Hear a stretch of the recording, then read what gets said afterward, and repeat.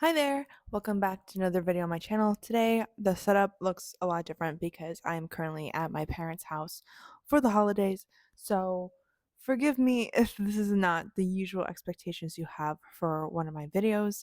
Today, I wanted to talk briefly about the whole fanfic to trad author pipeline, just because it's been a topic of discussion in the past, and then it's brought up again recently thanks to the Goodreads list that just came out, like the like the best books of 2025. Reads with Rachel made a video on it covering several different topics about the list itself pertaining to like the lack of racial diversity in a lot of these categories, the elimination of certain categories like middle grade fiction and graphic novels, and what does that say about our current political climate. And she also talks about the traffic to author pipeline. So if you want to watch that video, I'll put it down in my description below so you can get up to speed for all those things. I'm not going to be talking about all those topics right now. I'm just doing the traffic to author pipeline because that's what I find interesting right now in this moment. Of course, all those topics are super important. A lot of these decisions that these big companies are making, because Goodreads is owned by Amazon, a lot of these decisions they're making are intrinsically political, and that's especially important to talk about in this climate. And maybe I'll do a future video on that too, right? When I get back home and things are a little bit more settled. For right now, this is like the easiest topic for me to talk about while I'm in this sort of geographical transition. So yeah, if you're interested in that, if you're interested in this wave, particularly within romance, of fanfic stories being picked up by traditional publishers and republished as original works, just keep on watching. I, like many others, have been involved in fanfic culture during my prepubescent years or during my teenage years. I am not as well versed as some of my friends or some other people I know, but I was around in the fanfic space. Embarrassingly enough, I read plenty of fanfic about the Weasley twins and self-insert fanfic with them because had a crush on them in middle school. So there's some Cassidy lore. I have a Gemini Venus, so there you go. I have been involved in fanfic. I've read fanfic. I have read lots of webtoons, which isn't exactly the same thing. This idea of people writing stories in the digital space. Webtoon, from my knowledge, is mostly original works, and you can find original works in fanfic too, but the more popular stuff relies on an already established franchise or, universe, and then people taking their own head canons, whatever have you, and creating stories based on an already established universe. There's fanfic for anybody. There's Doctor Who fanfic, there's Sherlock fanfic, there's supernatural fanfic. I'm just quoting Tumblr circa, I don't know, 2015. But there's also fanfics for animes like My Hero and Academia. There's fanfic for BTS. There's if you search for it, you can find it. Something beautiful about fanfic is the love of fandom comes before anything else, right? And sometimes you don't always get the best quality of stories on there. I mean, anybody can post anything online, but sometimes you get some really, really cool and interesting stories published as well within the fanfic community. And people are doing this for free, right? There's like not as high expectations because people are putting their stories out there and they're writing out there for completely free for strangers on the internet who also happen to have the same sort of interest. So fanfic is a very interesting community building space online, which is something I'm personally interested in, is how we form digital communities online.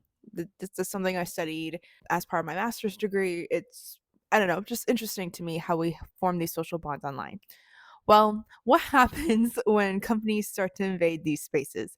That's what I'm interested in. So, recently, there have been a lot of very, very big romance books like The Love Hypothesis, right? That was originally published as a certain fanfic, right? I believe The Love Hypothesis is originally Reylo fanfic, which is Rey Skywalker and Adam Driver's character, Kylo Ren, from the Star Wars universe, being shipped together into a romantic couple. But there's also recently Alchemized came out. That was Draco Malfoy and Hermione fan fiction, and just republished as something else. And they even used, instead of like an author name, like their name, they used the same name that they wrote with while they were making fanfic. So it is not even trying to hide it. It is completely obvious that this is fan fiction. The main complaint that I hear from people who read these books who are unfamiliar with the original fanfic or the original fandom culture is that these worlds have a difficult time standing on their own, right? There isn't much done for world building or an explanation on how these systems work.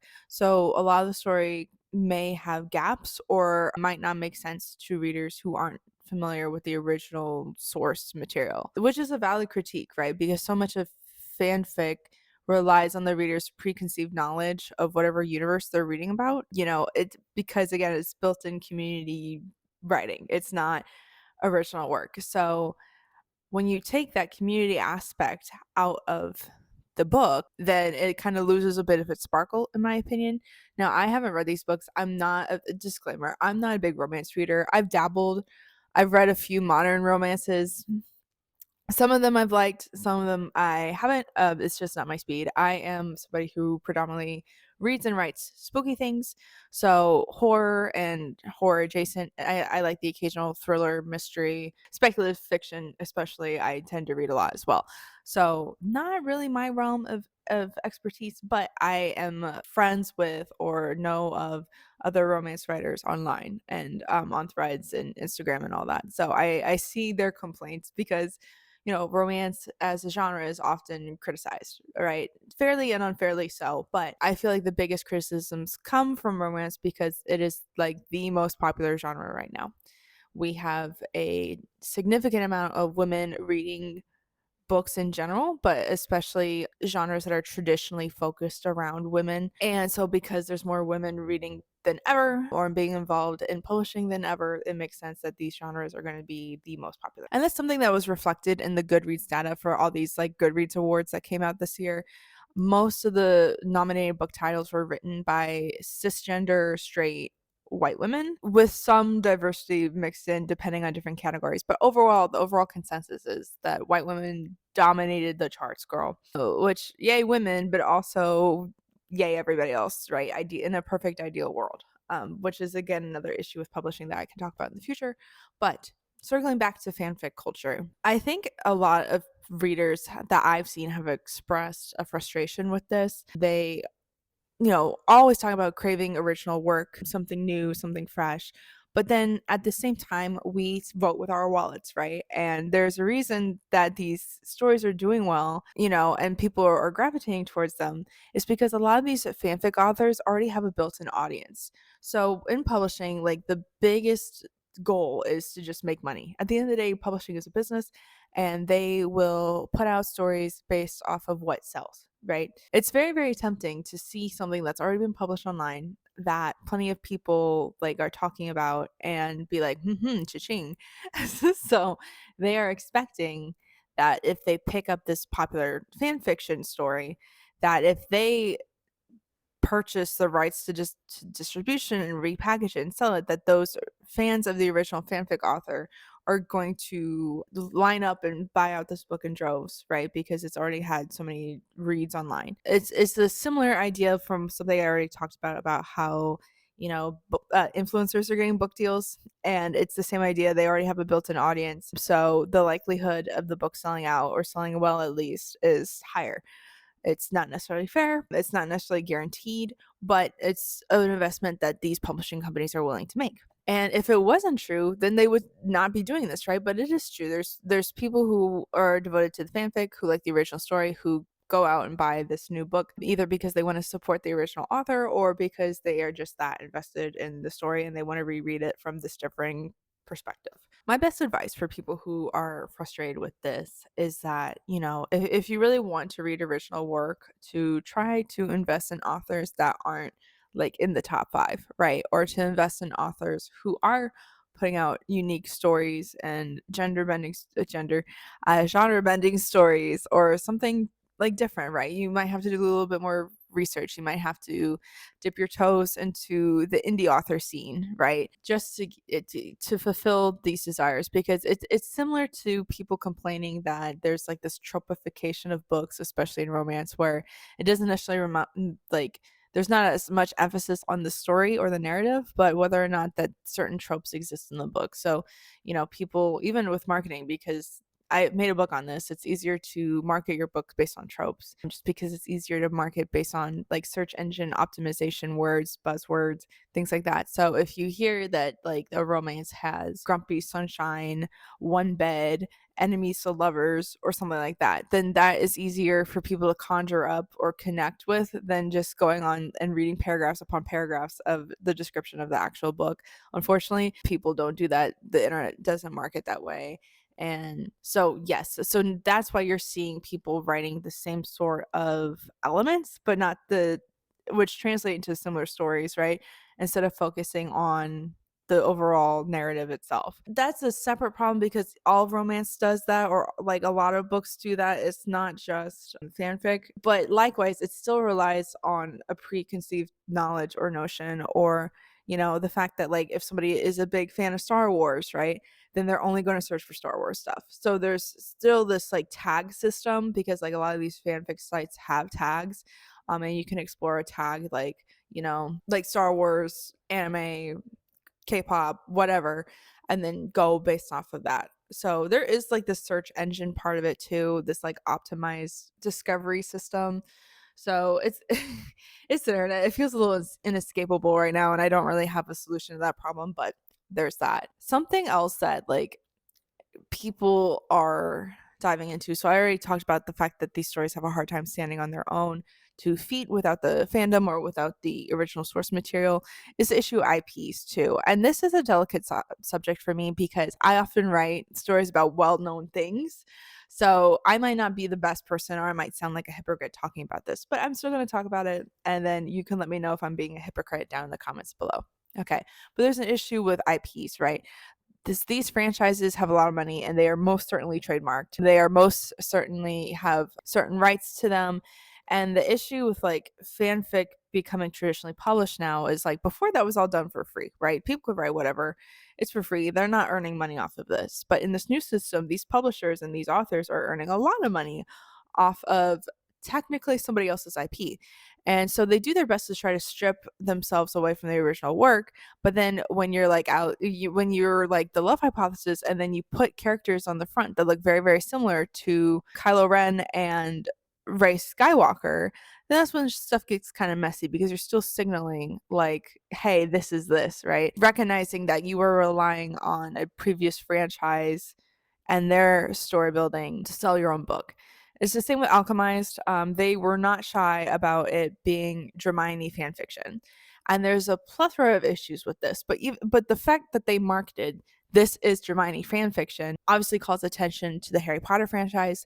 A lot of people argued that this is also harmful because it is still giving J.K. Rowling credit for things, still bringing attention to her works. She's a very controversial political figure now. She made herself that way because of her anti-trans beliefs, but also not just her beliefs, her vast amount of donations to anti-trans organizations. And she has gone on record to say that like, if you give money to the Harry Potter franchise, I'm going to put that money into anti-trans stuff. So a lot of people just don't want to support that altogether. What happens then when you buy a book that is Hermione fan fiction? J.K. Rowling doesn't necessarily get that, but it's still redirecting traffic to her universe. So it's kind of, I don't know. Yeah. So like, yeah, they were just straight up marketing. They weren't saying like, oh, this is an original story based off of well-known tropes within fantasy, magical school type stories, right? But no, they were just straight up like, yeah, he's supposed to be Draco, she's supposed to be Hermione, right? And there's also some cultural issues that I've seen going on. This is another video I can obviously do, but the sometimes harmful nature of taboo topics discussed in fandom that don't necessarily translate well to mainstream audiences.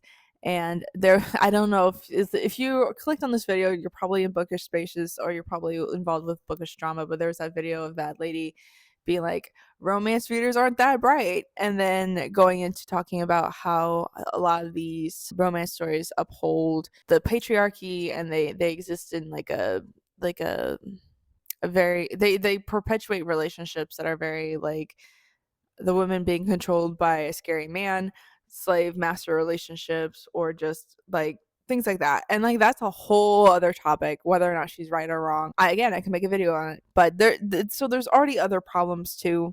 And I bring that up because I feel like Alchemist is very much that way from what I heard about it.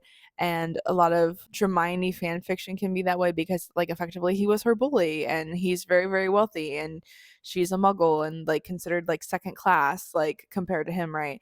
And there's other romance stories that go with this, but it's kind of like oppressor and oppressed, and like, what does that say about that us if we were like romanticize that type of relationship? Is does it go beyond kink at this point, and like what does that say politically, especially in this day and age where a lot of people are trying to get women to be barefoot in the kitchen and pregnant again? Like, it's scary times. And this is just me rambling at this point, but yes, circling back to say, there's plenty of issues that probably wouldn't be discussed if these things just stayed in fan fiction spaces, because it's the internet. Anyone can post anything they want. But this is more of traditional publishing. So this is what happens when posting whatever you want suddenly gets a huge financial backing and recognition from like established publishing spaces that are supposed to dictate, like, the trends and the culture of reading at a given time. So yeah, it's there's a lot packed into this for sure. The reason why I thought that I would be a hypocrite about things is because, a lot of my short stories, again, I'm independently published, so I do make money from my stories. And some of my stories are popular because they invoke nostalgia, right? So, what I do is I try to write about things that are familiar to folks to catch them off guard with my scary stories. With the first Curse Images scary stories from a child of the internet, I used things like Furbies and Tamagotchis and MySpace and Blockbuster and all these stories as tools to lure you in, but the story itself isn't necessarily about them. It just is centered around it, if that makes sense. So, like with my Blockbuster story, for example, yeah, this guy works at a Blockbuster and Blockbuster is dead. I don't necessarily have to worry about Blockbuster suing me, but Tamagotchis are still in production and so are Furbies. But with Blockbuster, it was about a guy who worked at a Blockbuster, but ultimately, like, it was about renting movies, and then like the horror elements is like this guy's obviously like into this young girl that comes in. That's wrong. And he's kind of stalkery. And then the young girl turns out to be like a monster and like gets revenge, and it's just stylized, and most of it takes place at a Blockbuster video, right? The Tamagotchi one, it's hard because I wanted to write more about the Tamagotchi effect than Tamagotchis itself. If you look up the Tamagotchi effect as like not like a psychological condition, but basically what would happen is kids would have these electronic toys like Tamagotchis who demanded their attention very often. Tamagotchis, if you don't remember, were like little eggs with little characters on the inside, and you had to take care of them. You had to feed them, you play games, whatever, entertain them. And then if you didn't, they would die. They died anyway after a certain amount of days, but they would die. And so a lot of kids got really anxious about it, and they got really attached to these pets, and they would bring them to school. It would be a distraction. They would report some degree of psychological distress if they weren't being an attentive pet parent to these things. So that's what I wanted to write about. So I used Tamagotchi because it's literally called the Tamagotchi effect, and writing about this anxiousness and attachment and that the children can have that are disproportionate to their situation, because I too am an anxious mess. um, and so that was the idea behind it. And like I said, I use IPs. I could be a hypocrite right now, and if I am, you're more than welcome to tell me so. I should also mention too, just while I'm here, my first book, Cursed Fate, which is an original story, completely original story. Don't worry about me being a hypocrite. But I had humble beginnings. Like, I posted chapters of it or like previews of it on Wattpad, right? And I think they're still up there to this day. The quality might not be as good because the book I have now has gone through several rounds of editing, and I've changed things since then. It was years ago, right? But I was doing it, I think, either during the pandemic or while I was in grad school, and it was just like a fun side project at the time, and then it became something else. So I am attached to this idea of creating art through online spaces first and then transitioning to publishing it for money. So just want to also throw that in real quick. Something else I wanted to say that I haven't seen people talk about is this isn't like a new thing. This isn't a new phenomena at all. I think it's getting a lot of discussion now, like I said, because it is an issue prevalent in the romance community, and people like to criticize the romance genre for valid and invalid reasons. But fanfic in literature has always been a thing. I like to tell people, like, Dante's Inferno is basically just biblical fanfic. And a lot of like English classics or whatever were basically fan fiction stories about Greek mythology or Greek stories too. I had an English minor. Originally, I was going to be an English major, but then I changed my mind in college and did international studies instead, just because I liked having a global perspective on things, not just like a European perspective on things. So I was an English major, and most of my classes were around English literature of particular times. My professors, one of them specialized in like romance literature. A lot of that stuff, you know, is fanfic of other things or inspired by previous stories. Like I mentioned, Dante's Inferno is biblical fanfic altogether, and we don't have the same criticisms of those works as we do modern fanfic in coming to turn modern fanfic becoming traditionally published works. So I think that's interesting. I would like to think about like whether or not people had those conversations hundreds of years ago back then about Dante's Inferno or whatever, to see if like they criticized it for being unoriginal or not holding up without like Bible verses or like hell. Because if you took hell, biblical hell, away from Dante's Inferno, like what's left, right? Just people getting tortured for their sins, sure, but it's put into this context that everybody would have understood at the time, right? Religious motifs, one could argue, fall into the same category as like IPs, because a lot of people at the time, that was a common language for everybody to understand, right?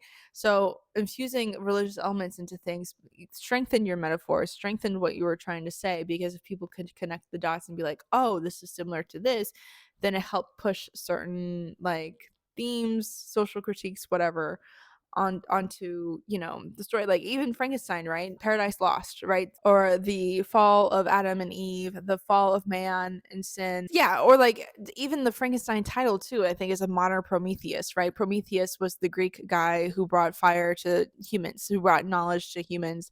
So like I said, calling on something previous that everybody is well versed with to emphasize your point has been done. So I don't know. I just wanted to throw that out there too, just for people to think about and ruminate on. And, maybe that changes your opinion on modern fanfic. Maybe it doesn't. Like I said, though, like we consider those works to be high quality. And I'm not saying they aren't. They are. I have a copy of Dante's Inferno. Frankenstein's one of my favorite works. I don't mind calling to other works. I've never had an issue with it. But yeah, and maybe people were just more upset about the quality. I don't know. I don't know. But I just wanted to throw that in there too, just to say that, like, yeah, this isn't 100% a new thing. Anywho's, thank you so much for watching my video. If you liked it, please leave a like. If you have your opinions on this topic or anything, you feel free to comment them down below. I typically respond to comments pretty quickly, so I would love to talk to you guys about it down below. You can also subscribe to the channel. That would help me out a lot. You can share this video with a friend. I also have memberships in case people are interested, or if you want to support me a little bit further in my writing journey, you can go ahead and sign up to be a member. Thank you so much for watching. If you're interested in any of the other subjects I kind of touched upon, and if you want me to dive deeper into them, just let me know in the comments down below, and I'd be more than willing to make a video just specifically about whatever issue I lightly touched on. And until next time, thanks. Bye.